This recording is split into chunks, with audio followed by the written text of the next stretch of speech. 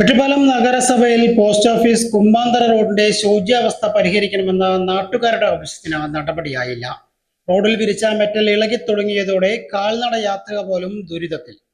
ഒറ്റപ്പാലം നഗരസഭയിലെ Thottakkara post office മുതൽ കുമ്മാൻപാറ വരെയുള്ള റോഡിന്റെ ശോച്യാവസ്ഥ പരിഹരിക്കണമെന്ന പ്രദേശവാസികളുടെ കാലങ്ങളായുള്ള ആവശ്യം ഇപ്പോഴും തീരുമാനമാകാതെ തുടരുന്നു.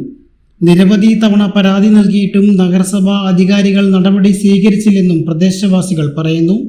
തകർന്നു കിടക്കുന്ന റോഡ് നന്നാക്കുവാൻ ആരും മുന്നോട്ട് വരുന്നില്ല എന്നും ആക്ഷേപമുണ്ട്.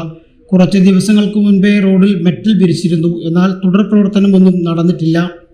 പരത്തിയ മെറ്റലുകൾ ഇളകിക്കിടക്കുന്നത് കാൽനട യാത്രികർക്ക് വലിയ ബുദ്ധിമുട്ടും സൃഷ്ടിക്കുന്നുണ്ട്.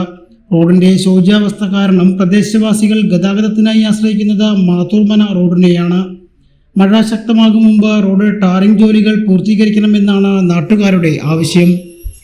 പോസ്റ്റ് ഓഫീസ് റോഡ് എന്ന് വെച്ചാൽ കുമ്മാമ്പറയ്ക്ക് പോകുന്ന റോഡ് കുറേ കാലമായി 5-6 വർഷമായിട്ട് ഇതേ രീതിയിൽ പൊട്ടിപ്പൊളിഞ്ഞ് കിടക്കുകയാണ്. ഈയിടെയായിട്ട് അതിൻ്റെ പണി തുടങ്ങിയിട്ടുണ്ടായിരുന്നു എന്ന് അറിഞ്ഞു. പക്ഷേ ടാറിങ് ഇതുവരെയായിട്ട് നടന്നിട്ടില്ല. അപ്പോൾ അന്വേഷണത്തിൽ അറിഞ്ഞത് ഒരു AE റിട്ടയർ ചെയ്ത് പോയിരുന്നു. പുതിയ ഉടനെ ചാർജ് എടുത്തതിന് ശേഷമാണ് ചെയ്യാൻ പറ്റുമെന്നുള്ളതാണ് അറിഞ്ഞത്. ആയതുകൊണ്ട് ഇപ്പോൾ അതൊരു കാരണം പറയുന്നു, റോഡ് പണി ഡിലേ ആയിരിക്കും.